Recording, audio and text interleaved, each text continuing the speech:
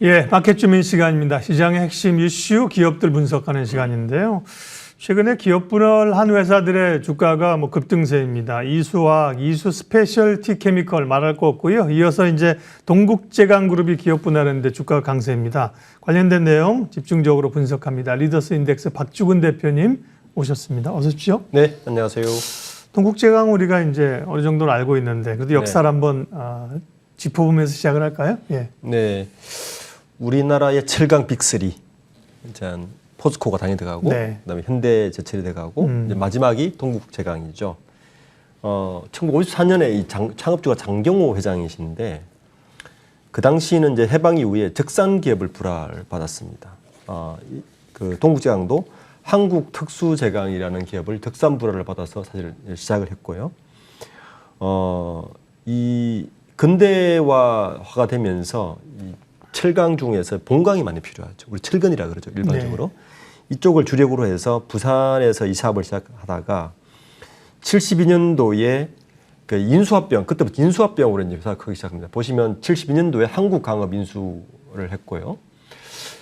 86년도에 전두환 정권 시절에 국제그룹이라고 있지 않았습니까?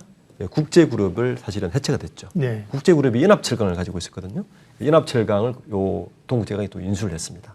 이렇게 해서 쭉쭉 성장을 하다가 현재 그 장세주 사장이 이제 2000년도에 장상태명 회장 다음으로 이제 사업을 물려받고 이때 사업을 좀 키우려고 했던 것이 몇 가지 악재가 되었습니다. 첫 번째는 브라질에 제철 사업을 진출을 합니다. 2005년도인데 이때 브라질의 그 철광석 원재료가 브라질이 세계에서 가장 많이 나죠.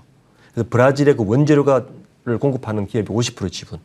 그 다음에 이 동국제강이 40%, 10%가 포스코가 운송을 맡는 포스코 인터넷에는 10%를 맡으면서 저걸 사업을 시작하는데 브라질이라는 나라에서 굉장히 돈을 많이 까먹습니다. 5조 원을 까먹습니다. 그래서 이때 한번 휘청했고요. 네. 두 번째는 이 동국제강이 원래 본강하고 현강이 주준공인데 후판 사업에 뛰어들었어요. 후판이 뭐냐 하면 조선업에 들어가는 후판이 않습니까? 이걸 뛰어들었는데 이 후판 산업이 갑자기 그 조선 호황이 때 뛰어들었다가 조선 불황일 때 꺼지면서 여기서 굉장히 적자를 냅니다. 그래서 우리가 알고 있듯이 을지로에 있는 페름타워를 결국에는 매각을 하게 됩니다. 그리고 거기다가 엎친 덮친 격으로 2015년도에 그 회장이 구속까지 되죠. 예, 몇 번 배임 형이 이런 거 구속되면서 네. 이번에 이제 다시 나와서 아직까지는 경영에 복귀는 못했지만 나오면서 복귀와 비슷하게 동생이 맡고 있지만 인적 분할을 통해서 지배구조 개편까지 해서 지금 여기까지 와 있는 것 같습니다. 부침이 좀 있었습니다. 동국제강그룹의 그 흐름들을 잘 설명을 해 주셨고요. 3사 인적 분할을 했는데 뭔가 그럼 쇄신 차원의 그림을 그리려고 하는 것도 있네요. 그렇죠. 예. 이 동국제강이라는 기업이 주력이 뭐냐 하면 원래는 전기로 사업을 시작해가지고 철강, 현강, 후판 이 세 개사가 주력이었어요. 네. 거기다가 그 클레강판이라고 해서 요게 있는데 요건 유니온스틸을 인수를 했어요. 사실은 유니온스틸을 하고 클레강판은 주력이 유니온스틸을 하고 네. 그리고 현강, 후판, 철강, 본강을 하고 있는 동국제강 합친 게 현재 동국제강인데 이렇게 쭉 가다가 이대로 가니까 사실은 사업 포트폴리오 다양한 데다가 한 회사 묶어 놓으니까 시너지가 안 나죠. 그래서 이거를 이번에 또 뭐 성계 문제도 있고 이러니까 인적 분할을 시킨 것 같아요. 네. 그래서 이 동국제강을 세 개 회사로 인적 분할을 시킵니다. 그러니까 동국홀딩스를 하나 만들고 이 홀딩스를 그 원래 사업회사 두 개는 그 홀딩스를 존속으로 만들어버리고 동국제강하고 동국 CM이라고 해서 두 개를 신설을 시키는데 이 동국제강에다가 원래 동국제강이 하고 있었던 전기로 본강, 현강, 후판을 묶어서 하나 만들고 유니온스틸을 인수하지 않았습니까? 유니온스틸을 하고 있던 그 클레강판, 아연도금, 냉연 요거를 CM이라는 회사로 별도 분리해서 하나 만든 거죠. 그래서 일단 현재는 요 중간에 있는 그림으로 보시듯이 그 장세주 회장 일가가 동국제강을 지배하고 있었는데 요거를 세 개 회사를 일단 쪼갭니다. 그리고 나서 그 다음이 또 넥스트가 있어요. 넥스트가 뭐냐 하면 오너 일가가 이 홀딩스를 전체적으로 지배를 하면서 이 홀딩스가 사업회사 세 개를 그리고 투자회사까지 하나 더 만들어서 지배하는 형식으로 가고자 하는 게 현재 인적 분할에 하고자 하는 이제 핵심이 되겠죠. 현대중공업이나 뭐 현대건설기계 쪽, 효성 쪽 이렇게 회사를 서너 개로 쪼개고 나서 사실은 각자 성장하면서 최근에 그림들이 좋았어요. 그런 네. 기대감들이 있는데 동국제강그룹은 그러면 인적 분할하면서 세 개사가 그대로 상장이 된 건데요. 3사의 그러면 각자의 역할, 그룹의 비전은 어떤 겁니까? 우선 제가 방금 설명드렸듯이 원래 동국제강이 원래 주력으로 하고 있던 본강, 경강 쪽은 주력을 할 것 같아요. 후판 쪽에 적자가 심하다 보니까 일단 정리를 하는 많이 줄였어요. 네. 그래서 동국제강은 신설 동국제강은 원래 자기들 원래 잘하던 걸 하겠다는 입장이고, 그리고 유니온스틸로 합친 클르강판 아이언 냉연은 CM을 만들어서 별도의 사업을 한번 만들어 보겠다. 네. 그리고 또 재밌는 거는 이 벤처캐피탈 CVC를 한번 만들었어요. 미래 기업형 벤처캐피탈을 해서 향후 이제 신성장 동력 사업은 IT, 물류 뭐 원래 이 제강 사업을 하다 보면 물류나 IT가 많이 필요하거든요. 요걸 별도로 하는 거는 요거는 기업형 벤처캐피탈로 요거를 가지고 와서 신성장 동력 사업은 요걸로 하겠다. 이런 비전을 가지고 있는데 이거는 사실 비전이고 제가 볼 때는 내심은 4세 승계를 위한 교두보, 3세 승계를 위한 교두보라는 설이 좀 강합니다. 그러면 지금 이제 홀딩스는 지주회사로 보이고 나머지는 이제 사업회사인데 동국홀딩스는 아직 그러니까 법적인 지주회사로는 아직 요건을 좀 못 갖췄다고요? 못 갖췄죠. 예. 네. 이게 우리나라 지주회사법이 법적인 지주회사를 하려면 총자산 중에 국내 계열사가 장부가액의 50% 이상을 확보를 해야 돼요. 현재 동국홀딩스가 자사주를 통해서 갖고 있는 자사주 지분이 4%좀 되거든요.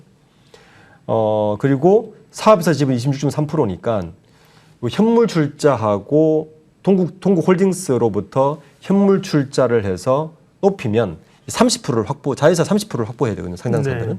현재 26.3%니까 30.4%까지 지분 확보하는 과정에서 현물 출자 형식으로 홀딩스로 가게 되면 자연스럽게 오너 일가들의 지분이 인형 확보가 올라갑니다. 예, 그래서 사실 요걸 노린 게 있고, 특히 이제 우리나라는 지금 요즘 인적 분할한 기업들이 OCI 그룹, 동국제강그룹, 아까 말씀하신 이수화학. 아직까지 이제 이게 우리나라 그 상법이 아마 가을, 겨울쯤 이제 바꾸려고 하는 것 중에 하나가 이 자사주의 마법을 막겠다는 겁니다. 지금 계속 서두르고 있거든요. 법안 제정이. 이 법안이 제정되기 전에 좀 서두르는 게 아닌가. 왜냐하면 현재 여기도 보면 자사주가 4%예요. 그러니까 지금 보유 지분 26.4%니까 30% 되는 거죠. 딱 30% 맞출 수가 있는 거죠. 자사주가 부활시킬 수 있는 거죠. 지금은 이제 지주사가 하면 자사주의 경영권이 부활하는데 의결권이 그걸 이제 또 좀 제동을 걸려는 움직임이 있다는 말씀이신 거죠? 굉장히 지금 굉장히 서두르고 있습니다. 그래서 이 제동을 걸기 전에 법인 통과되기 전에 자사주 부활을 활용하겠다는 게 첫 번째고, 자사주 부활과 함께 현물 출자를 하게 되면 현재 그 장회장 일가들이 가지고 있는 30.4%에서 사업에서 가치 훨씬 높거든요. 현물 출자를 하게 되면 아마 오너 일가들의 지분율은 더 올라갈 거라서 이런 것들이 지금 같이 맞물리면서 지주회사 형식적으로는 지주회사 요건을 맞추겠다라고 하지만 실제적으로는 자사주의 부활 그리고 경영권 승계를 위한 교두보 확보 이렇게 읽을 수 있는 부분입니다. 그 경영권 승계 교두보 확보도 얘기하셨는데 그런 그림들은 이제 그러면 분할하고 나서 어떻게 그려지는 거예요? 홀딩스를 중심으로 가는 건가요? 그렇죠. 현재는 인적 분할이니까 홀딩스나 동국제강이랑 똑같이 그 오너일가들 지분을 가지고 있는데 지금 보시면 장세주 회장이 지분이 13.94%고 그다음에 동생인 장세욱 부회장이 9.43%거든요. 근데 문제는 현재 장 회장이 나이가 70세입니다. 그러니까 자연스럽게 그 아들인 장선익 전무로 이제 승계를 해야 되는데 문제는 이 장선익 전무의 지분이 1%가 채 안 됩니다. 0.83%인데 그리고 이 동생분인 장세욱 부회장의 아들인 장성익 씨도 0.27%밖에 안 돼요. 장훈익. 네, 장훈익 씨도 안 됩니다. 그러니까 이 3자 승계를 위해서는 지분 확보가 필요한데 아까 말씀드린 대로 인적 분할하면서 자사주 부활시키고 그리고 현물 출자로 올리면 이 자녀들의 지분이 자연스럽게 상승을 합니다. 그래서 아마 그렇게 해서 3세 승계로 빠르게 진행되지 않을까 뭐 그렇게 여겨져서 이번 인적 분할이 단순히 뭐 사업 고도화 이런 것도 있지만 이 부분이 굉장히 무게중심이 실리는 게 그런 이유인 것 같습니다. 투자자 입장에서는 그런 어떤 기업 분할 그리고 오너 승계 이런 것도 물론 이제 주가에 영향을 미치지만 장기적으로 결국 실적인데요. 실적 부분은 어떤 체크해주세요? 1분기 매출이 오히려 괜찮았어요. 네. 1분기가 어닝 서프라이즈 할 정도로 좋았어요. 왜냐하면 철강이 다른 데는 요즘 포스코도 뭐 비상 경영선 하듯이 굉장히 철강 쪽 안 좋은데 여기는 1분기 매출이 1조 9천억에 영업이익 1,600으로 전년 동기 대비해서 매출액은 10% 오르고 영업이익은 22% 올랐습니다. 그래서 이 영업이익이 오른 이유는 아무래도 후판 사업을 좀 정리하면서 악성 재고를 좀 뺀 게 아닌가 이게 좀 반영된 것 같고 향후에도 보면 그 순이익도 굉장히 좋았죠. 이게 이제 후판 사업 때문에 그런 것 같고 그 외에도 지금 그 전체적으로 이익세는 굉장히 좋은데 이 역시 그 전체적인 매출 포트폴리오를 보면 이 동국제강은 아직까지 봉형강이 한 전체 매출의 54%를 차지하거든요. 꾸준히. 근데 문제는 자 아랫부분 부분이 봉형인데 이 봉형이 뭐냐면 우리 말하는 철근입니다. 철근 사업은 부동산 경기와 밀접합니다. 근데 저 철근 냉연보다 봉형이 많다는 것은 향후에 이 부동산 경기가 건설 경기가 살아나지 않으면 저 매출에 대해서는 쪽탁이 있을 수 있어서 문제는 중국의 건설 경기가 맞물릴 텐데 그 부분이 좀 오르지 않으면 지금 같은 영업이익에 좀 오르는 거는 조금 더 두고 봐야 될 것 같습니다. 네. 주가 부분 체크하겠습니다. 분할하고 나서 홀딩스는 주가가 이제 급등을 했고요. 나머지 제강이나 CM 소위 사업회사들은 또 약해요. 오늘도 주가가 밀리고 이러는데 주가 전망은 어떻게 보세요? 저는 홀딩스 쪽에 한 표입니다. 왜냐하면 이 인적 분할의 지배구조 개편이 단순히 사업 포트폴리오도 강화도 있지만 홀딩스의 가치를 굉장히 높일 겁니다. 그러니까 동국제강이 현물 출자를 할 것이고 네. 현물 출자를 하면 그 홀딩스로 가거든요. 거기다가 오늘 일가들의 지분이 높아가기 때문에 당연히 홀딩스의 지분 가치를 올리려고 할 겁니다. 그래서 현재는 사업회사의 높은 그 가치를 가지고 홀딩스의 지분을 옮기는 과정이기 때문에 이게 이제 경영권 성격과 맞물리면 홀딩스의 지분율이 향후 잠재력이 있다. 이렇게 볼 수 있을 것 같습니다. 네, 동국제강그룹의 최근의 인적 분할 그 배경과 전망 리더스 인덱스 박주근 대표님과 함께했습니다. 고맙습니다. 네, 감사합니다.